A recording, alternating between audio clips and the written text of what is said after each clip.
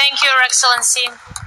It is my pleasure to welcome Her Excellency Ms. Samia Suluhu Hassan, President of Tanzania. Your Excellency, you have the floor.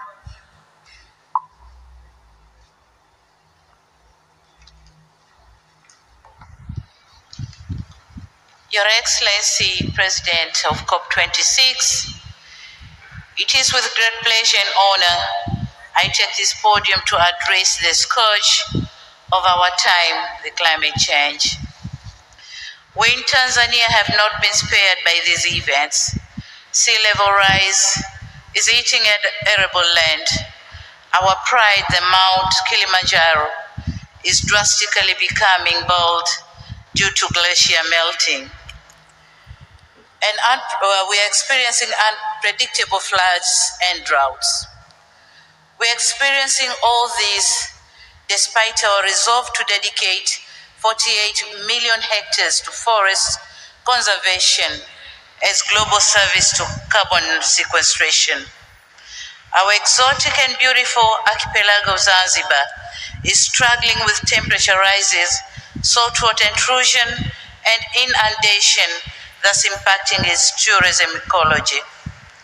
Excellencies, what does all this mean to a poor country like Tanzania?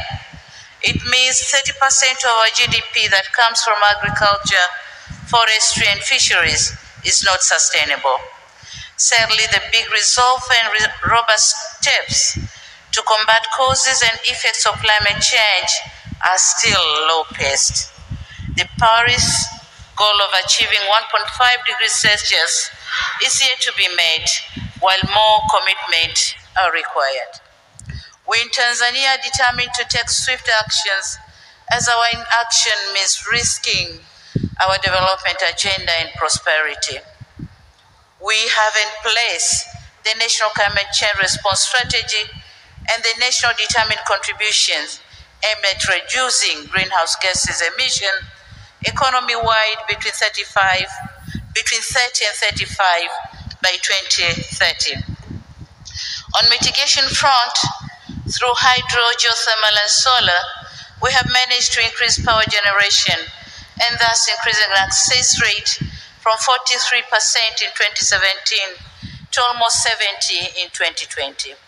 Our reforestation rate increased from 25 to 27 in 2020, with every year planting on average of 276 million trees. Excellencies, if we developing countries have shown such leadership, why large emitting countries lagging behind? The IPCC AR6 has clearly explained the scope and magnitude of the climate change impacts.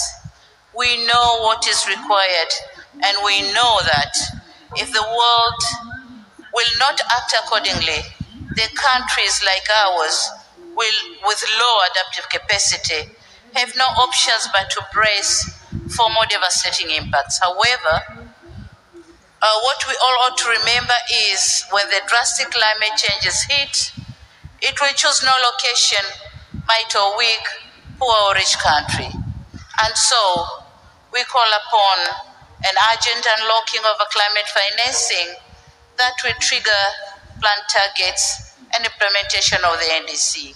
The time to act is now. Thank you so much.